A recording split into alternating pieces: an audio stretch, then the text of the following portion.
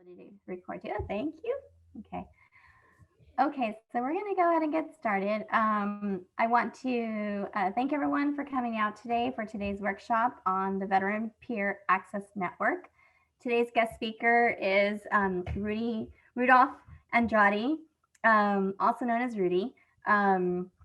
So he's going to be presenting on VPAN. He is a peer and a battle buddy for the program.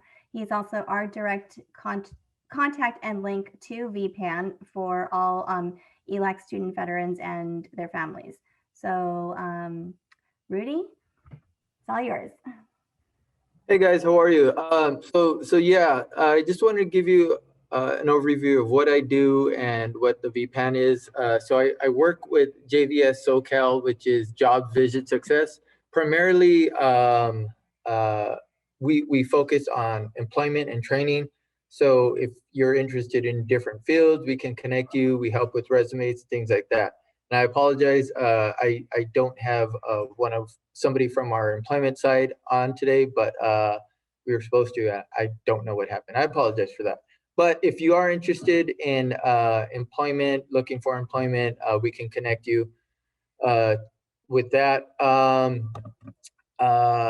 So JVS is working in the VPAN network, Veteran Peer Access Network, and I am a veteran peer veteran peer. I've been trained. I've been, I have experience with housing. I do have experience with the employment side as well when I was with PATH, but now I'm with JVS and things are going great. So my role is I connect veterans to any resources or benefits that they deserve. I'm connecting a lot of veterans with disability claims and helping them get their ratings higher, or even just getting a rating. We do help veterans get their education benefits, but that's with the specialist. So a lot of it is referrals. If you have any housing needs, employment needs, again, like I said, benefits needs with the VA, connecting with other resources that you deserve. We do have other organizations. So if you're not in the LA or San Gabriel Valley area, we can connect you. So the main organizations that we work with are Volunteers of America, US Vets, and the Goodwill. So if you live out of our area is District 5, which is primarily San Gabriel Valley. We can connect you wherever you're at. So we try to find the closest and the best organization that's going to help you with anything that you could think of, whether it's a service dog, finding a therapist, and that can include individual therapy, family therapy, couples therapy. We can help you get organizations that are alternative therapies like recreational therapy, diving, equestrian, shooting, you name it, we'll try to find it for you. So a lot of it is just connecting you with the benefits that you deserve. I am looking forward to working with you guys. When Jessica, when are we going to be able to start those hours that I'm going to be available for you guys?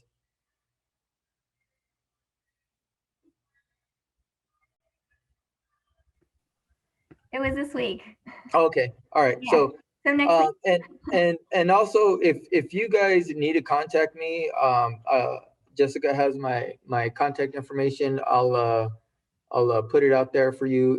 So if you need any benefits or know any veterans that need assistance, let me know. Because I mean, I don't, not that I don't have restrictions, but I'm helping everybody from like San Francisco, San Diego, 29 Palms, Vegas, Arizona. So if we know somebody that needs help, we're gonna find them.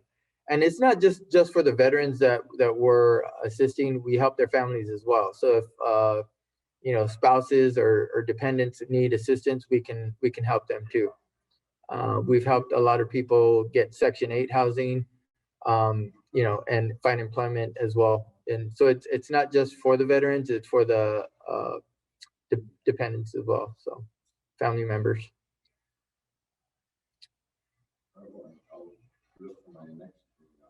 So any questions or anything that I can answer? I do have a question. Yes. So you said you can connect us like with the Section 8. So for example, right now, I'm living with my sister. Any way that I can get Section 8? Well, we can look into that. We can find out. So if you want, I can get your information, and then yeah, we'll get things started for you. Okay. And Are but are you a veteran, by the way, or? yeah, I am. Okay, so we can look into other resources for veterans, because usually the veterans we steer them over to SSVF or VASH, but you know, if that doesn't work out, we can connect you with Section 8. So it depends on your background, but yeah, I can get you. I'll put my contact information in the chat. I got, yeah. Okay.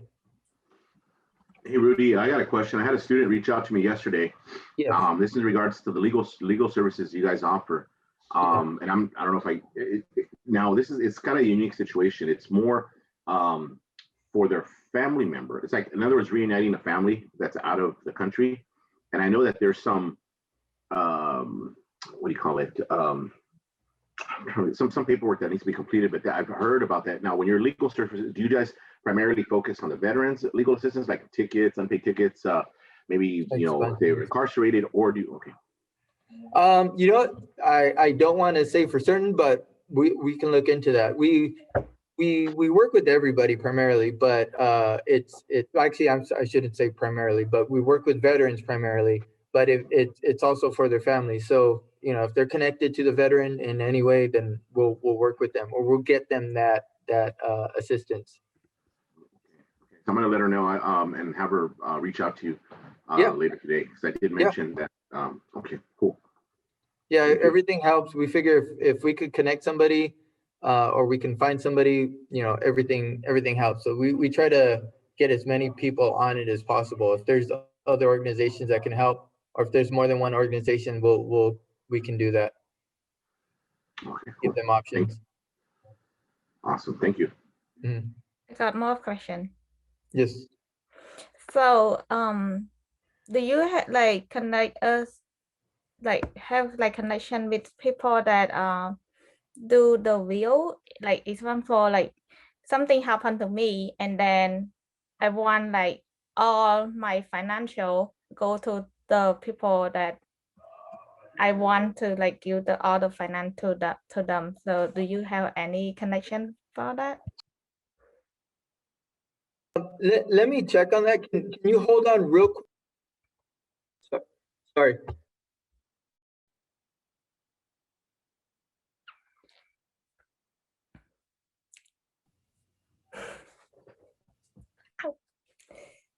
Sorry about that. I had to close the door real quick. But can you repeat that one more time? It was a little bit loud right here.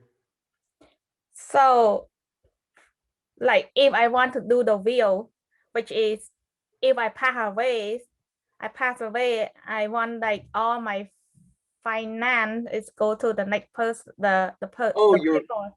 Your will. Yeah. So yeah, that would be with our legal services. So we can connect you with somebody that can help you with that as well. The legal services. Yeah, because that would have to do with the wills. Okay, because I did connect with, like, I reached out to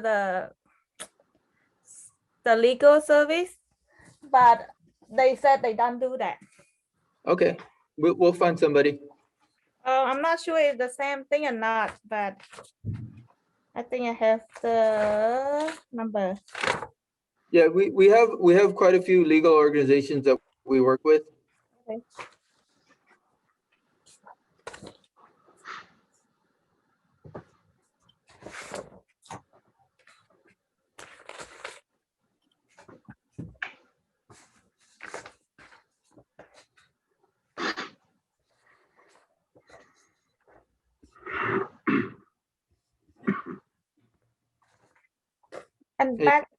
And back to the housing. Do I have to have like certain amount, like certain income to qualify for the Section 8? Yeah, you do. A lot of times they want to make sure you're under a certain amount. It depends on the household size that you have.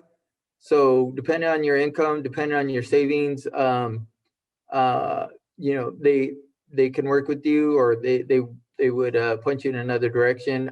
If you need emergency assistance, that's there available. So it depends on, and if you have certain needs, we can we'll try to work with you. Again, so JVS doesn't take care of like legal services. We connect you with organizations that do. So again, I'm not a lawyer, so you know I'm not going to be able to answer all the legal questions.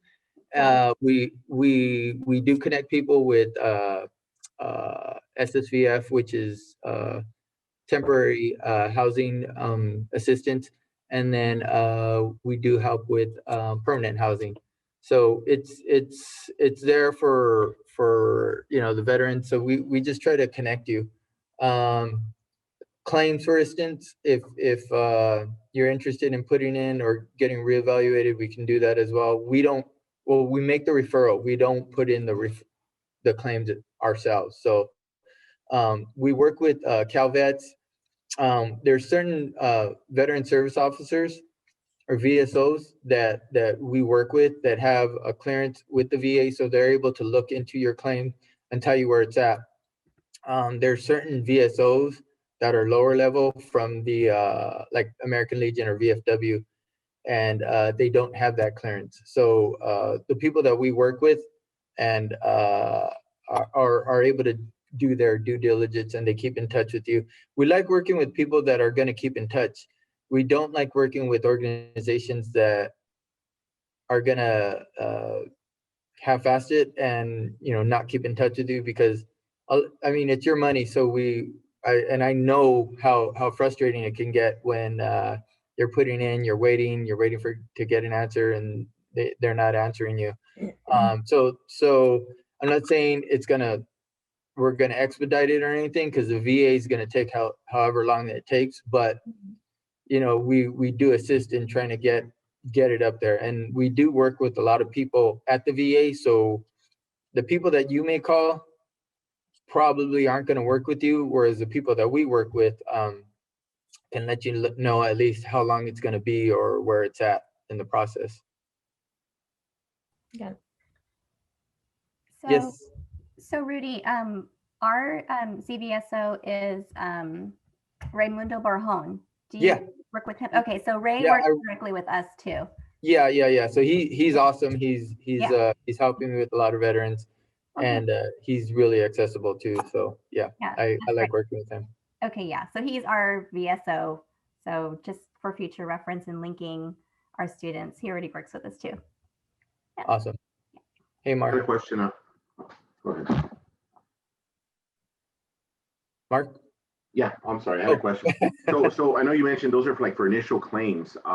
What about for appeals? Do they also assist with appeals? Do you have a different network of individuals that would assist with appeals? Because I've heard that they need to get like a nexus letter through a private physician, not necessarily a VA doctor or their own private. So there's like a third party that they have to go through. So I mean, I because I think it was a VFW, they helped with the initial claim, and then after that they kind of just dropped off. And once it got denied, and I'm just curious, for appeals, do you have a different network of our resources that help with that?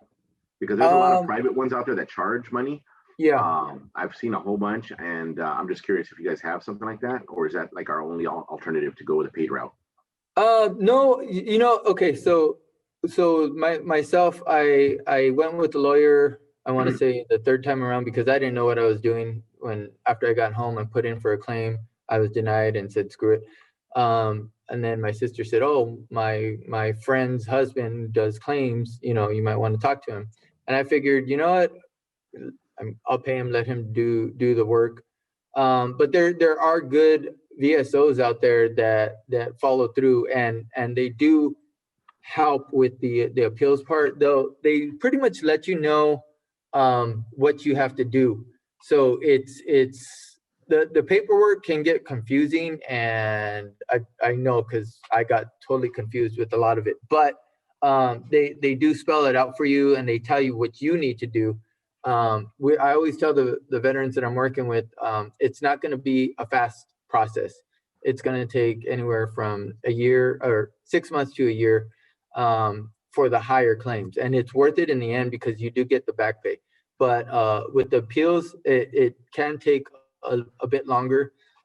With our Cal Vets reps, they do have lawyers that they work with if it's out of their scope. So those lawyers take a look at, okay, what is your income? Can you afford this? If you can't afford it, they'll work with you. And we do have legal services as well that they know that a lot of the veterans that we're working with are either unemployed or homeless. So they help them, that way, because they know that a lot of our veterans can't afford a lawyer. So there are lawyers out there that we work with that can help. Cool. Okay, cool. Thank you. So can I add on that? Because so right now, if anyone want to like submit the claim or something like that, should we do right now? Because I'm going through right now, and it takes very quick for them to get the medical evaluation. So yeah, it takes like only like 2 weeks. So I get all the appointment.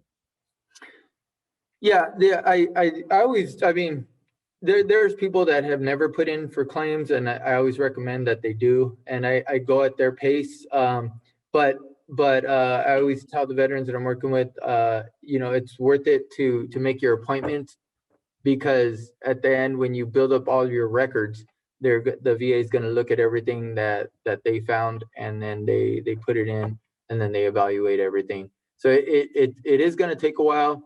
The appointment process is pretty fast. They do get back to a lot of the veterans that I'm working with, but it's after the appointments that takes a while. It's a process. It's not going to happen overnight, but it just depends on who you're working with to let you know where you're at. So yeah, I mean, you could do it anytime. So there's no certain time that you have to do it, but yeah, you can do it whenever you're ready. So my question, so I have so whenever I submit a claim, that day that they receive the claim, so doesn't matter how long it take, they going to like back pay me to the day that they receive, right? Yeah.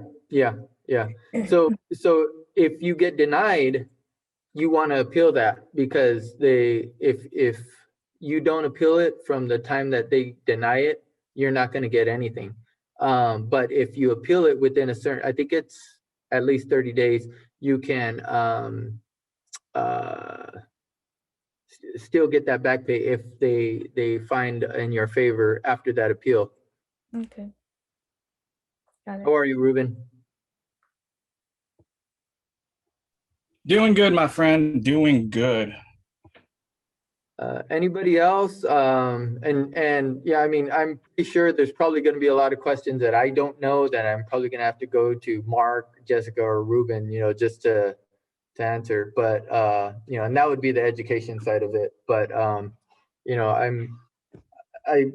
if I don't know the answers, I know that I can find somebody on my team that can find the answers. So yeah, we work a lot with DMH, Department of Mental Health, and oh yeah, Jessica, Philip Chida said to say hi. So we work really close with them. So if you needed assistance with DMH, we can get that as well. Come up one more question. Yeah. So for the, I'm sorry, a lot of questions. No, that's good. It's good. So for the service dog, how do veterans qualify for that? What can I say? To get the service dogs, what kind of condition that they go to have to get qualified? Well, okay. So there's service dogs and there's therapy animals. So service animals and therapy animals. Ruben, I'm wondering if you could step in for that. We have a lot of organizations that we could connect you with. I don't know the process, but we have a lot of organizations that we could connect you with. Even the Department of Mental Health can assist with that as well. But Ruben, I don't know if you can assist with that.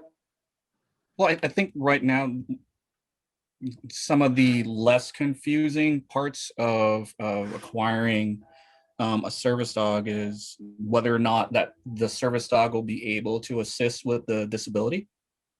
The other part is making sure that pairing, if you're able to get paired through an organization, that you actually get paired with the appropriate dog, because not all dogs can take the training, not all dogs are suitable for a service dog. And also making sure that it's a service dog rather than a therapy dog, rather than a emotional support animal. And the thing is, those three classes actually, that tiered system makes a huge difference. If it's an ESA, you really don't have as many abilities with it. If it's a therapy dog, there are more abilities than the ESA, but not as many as a service dog. And that's the thing, just making sure that you do get paired up, and it is, you go through the process of getting training and proper training. And that training, it's not like one size training fits all. The training for your service dog has to be specific to the task for you and for your disability and for it to help you out. So with therapy dogs, you can't just, one veteran can't trade off their dog to another veteran for like a day. It doesn't work that way, because the dog is specifically trained to the task that you need to help you out. And like what Rudy was saying, there's a lot of organizations out there. And I think right now that's still one of the ongoing challenges with our state, is just what other regulations and like what are the new challenges with service animals. But I can tell you right now that having a service animal, a service dog, it's challenging, but at the same time, it's more beneficial than having an ESA, an emotional support animal. I hope that helps and just didn't muddy any waters. I'm looking for some information. There is an individual that's part of the Team Red, White, and Blue. She's in the Coast Guard. Rudy, you might know her. The one that was in the Coast Guard. Yeah, Janice. Yeah, Janice. Yeah. She had she promoted this one company that they do the PTSD service dogs. I'm trying to find it right now, and once I do, I can share that with you, Cindy. But she has some links, some resources, so I can share those with you too, Rudy, when I find it.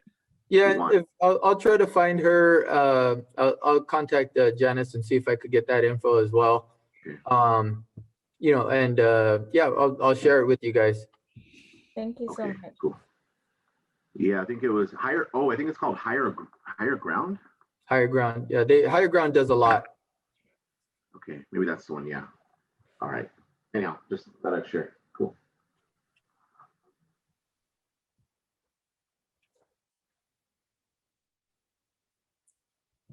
Anybody else? I've just got one question for you, Rudy. Yes, sir. You're going to be with us for our Tuesday, Wednesday, Thursday walk-ins, right? Yes. What time is that going to be exactly? Was it from 9 to 10? Yeah, if that's okay with you guys, that works best. Yeah, Jessica said that's okay. I like that. And if you guys need me after those hours, you can text me. If you have somebody that needs assistance, text me their info or call me. My work hours are 9 to 5. I'm sorry, 8 to 5, but yeah, and our office is going to be in Almani. But I mean, shoot, when school opens up with you guys, I'd love to go and stay with you guys. Awesome. So, can I ask about your office hour a little bit? Can we switch to like 10 to 11 instead of 9 to 10? Oh, 10 to 11. Well, yeah, I mean, you can reach me at any time, pretty much. I mean, for our VRC, because I realize that student mostly we get student to reach out to us. It's around like 10 to noon. So 9 o'clock, it might be too early for our students. I'd like to keep it from 9 to 10, but if you want to do a call, you can call me. If you want to do a Zoom, I'll do it at that time. But you know, I want to keep that with you guys 9 to 10. But if you want to do another Zoom at a different time, I'll set that up. I have no problem with that. Okay. I'll leave it up to Jessica to finalize that with you. Yeah. Yeah, I think that the consistency is good. So 9 to 10 is good. And I think you're pretty available to all our students outside of that office hour. So Yeah, and also too, I'm sorry. My manager and supervisor want everybody to know if, like, say somebody is working till 5 and they can't make any calls or anything like that, because you know there are a lot of night students and adult night students that's their time that they'll be available. I'll work my schedule with them. Set apart aside an hour in the evening if they need that. sounds good. We'll start with the 9 to 10 and then take it from there. Yeah. So okay. Yeah. so I'll start tomorrow. I apologize about today, but yeah, I'll keep that availability for you guys. We said Monday, Tuesday, Wednesday, or how's that gonna go? It's Tuesday, Wednesday, Thursday. Tuesday, so it's Wednesday, our virtual lobby. Yes. Okay. Yes. So so those of you who are catching the recording, Tuesday, Wednesday, Thursday, we have our virtual lobby for the VRC where you can just come on in and ask our front desk any questions about pretty much virtually anything, academics to resources, and VPAN and Rudy's representing VPAN will be with us those 3 days, Tuesdays, Wednesday, Thursday, every week from 9 to 10. Those are his office hours. And you can access our Zoom link for the virtual lobby directly through our newsletter, our weekly newsletter that comes into your inbox every week. So,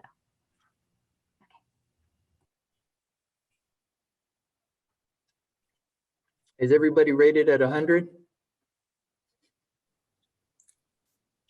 I don't even have a 0. We got to put in. I'm good. I will say this, that Rudy is 100% right, especially when it comes to starting off the claim and having somebody there to help walk you through. I know Ray helped me when I filed my claim in, and it took 45 days. I will say this though, the biggest reason why it took 45 days, I kind of did my process backwards. I was already going through therapy. I had already been utilizing the VA services and whatnot. So they had a good chunk of documentation already on hand. And so when I did the official, hey, here's my claim, it didn't take them too long to just kind of connect my numbers, my identification and all that, and the claim to, oh, you're already in our system. So definitely having Rudy, his team, Ray behind you and actually helping walk you through and kind of guiding your packet through makes a huge, huge difference, because that system's confusing as hell. It is. I mean, and having somebody there to go through it that knows the system and knows what to look out for, especially when you're a student and you've got your attention on everything else, can make a huge, huge difference. Even if you don't get 100, but if you get in a good percentage that helps you out, Yeah. to include other resources that you can get from it, you know, you have nothing to lose and plenty to gain. Also, too, one thing, and you might not be thinking about this now, and I've met a lot of veterans that have families. Even if you get rated at 0%, your kids get to go to school for free, California. So, you know, it's worth it at least to put in for that. You know, college isn't free. You guys know that. So, you know, you can look into it. If you get rated, correct me if I'm wrong, at 100, your spouse gets benefits as well. So, you know, there's that to look into for your family. you know, my oldest got accepted to Cal State Long Beach, and she's going to use that as well. So, yeah. Thanks for bringing that up, Rudy. I was just going to mention that even at a 0%, your kids will benefit from that 0% rating with the public school education, higher education. So thanks for mentioning that. Yeah, I was wondering, actually, I had a quick question about that, and you might know this, because I know it's Cal State, UC, Cal Poly. Does that include junior college as well? Yes. Okay, awesome. Community Awesome. colleges, UCs, and Cal States. Not private. Not private, no. How about What half the private and half private and half public? That's not considered also, right? I don't think I've ever heard of that. But yeah, I've never heard of that. But yeah, so it would be the college, the CalVet fee waiver. That's what you would, or that's what your child would be using, the CalVet fee waiver, which is different and separate from Chapter 35 dependence benefits. And so. Plus, there's like another benefit too. If you get your service connection even at 0, you can also, that could also help you with state veteran benefits as well, like with California's Department of Rehabilitation. That can also help with, on top of, in addition to what you're already filing with the VA. They're separate. They're separate. They're not connected, but one could help with the other in terms of documentation and stuff like that. So on that note, Ruben, oh, go ahead. Yeah, I think you mentioned a while back about they help with computers, or actually different equipment or just different things that you would need for whatever you were going to school for. Yeah. With California's California State's Department of Rehabilitation, they help with your resources and training. So you will not get a stipend, or you will not get BAH like the VA does. However, they could help with paying for training, and training could be your education. Training could also mean training for certificate training, career courses, outside of community college, something to help you get back into the working world, get back into the working situation. And they'll help with supplies. And those supplies could include a computer or a laptop, something that any type of technical accommodations that can help you succeed in that. They'll also help with your resume. They have workshops as well. And plus once you move forward with your process and with your caseworker, things could help with internships, locating internships, and also getting you a clothing allowance, because going to your internship, you want to make sure that you have your caseworker will make sure that you are dressed appropriately. Appropriate attire. Yeah, they want to make sure that you are set up for success. And that's the nice part about California's State Department of Rehabilitation. It's like a secret, but it's not. So not too many organizations really use that often. Not too many students know about it. But I know Jessica, myself, we both have had quite a few students that have utilized it. I used it on top of the VA, which I don't think you can do that anymore, but I don't know. Maybe you can luck out. Yeah, we'll check it out. We'll look into it. But yeah, it's very similar. Yeah, and it's a great resource just to use, just in general. It really is. Yeah, very similar to Voc Rehab. Very similar. Only you don't need to have service-connected disabilities to be in the program. So, Rudy, if you run across any veterans who you're assisting who have disabilities but they're not service-connected, then Department of Rehab is a great option for their training. Yeah. Any chance, do you have a resource, Ruben, for the California Department of Rehab? Because I spoke to Diana Garay, and she was telling me that in order for the VA, you got to have at least, it's a 10%, but it's more of a 30% disability rating in order to qualify for certain training. However, you just mentioned a 0% rating. You can actually go to California Department of Rehabilitation, and they'll assist you. So and it doesn't have to be. So do you have a resource? Maybe I want to do a little more research on that and just to ask, because that's interesting. I didn't know that. So basically, like if you go to VRNE and you get denied, you go to California Department of Rehabilitation, and then they will assist you. You just don't get all the other benefits, the other perks, the stipends and all that. But is there a certain percentage?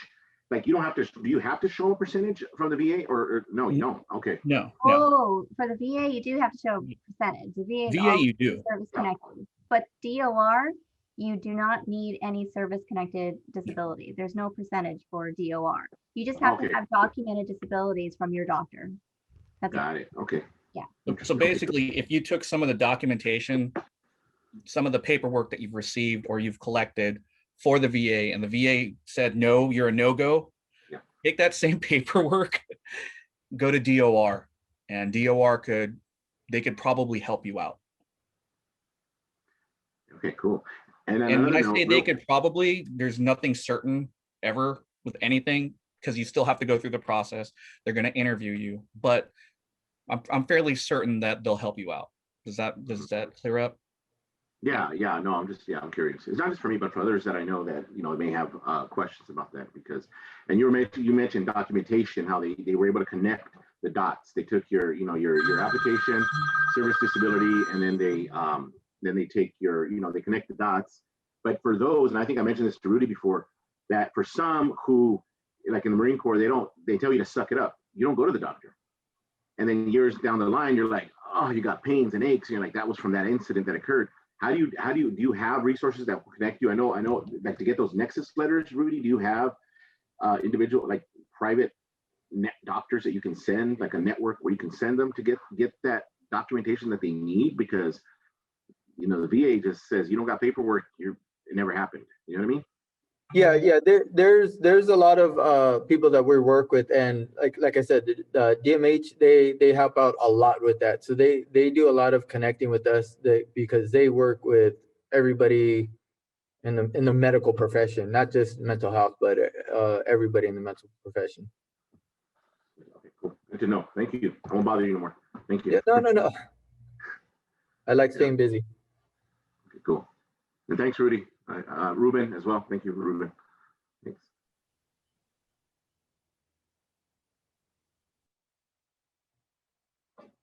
Thanks, Jessica. Anybody else? You're welcome. It's been pretty. I appreciate you guys letting me come on here.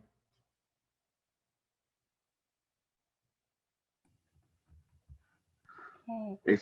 And so Rudy's information is on our website now under external partners, and it's also in the Canvas portal under the veteran wellness and resources in a couple of different categories. And I don't know if Mike put it on social media, but if not, we can put it on social media as well. Yeah. The flyer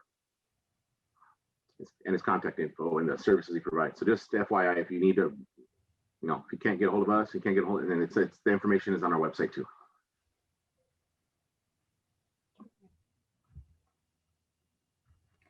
And I would just like to inform everyone too that if you were to go onto the VPAN website, there is a form that veterans can fill out, or even someone who is looking for resources for a veteran.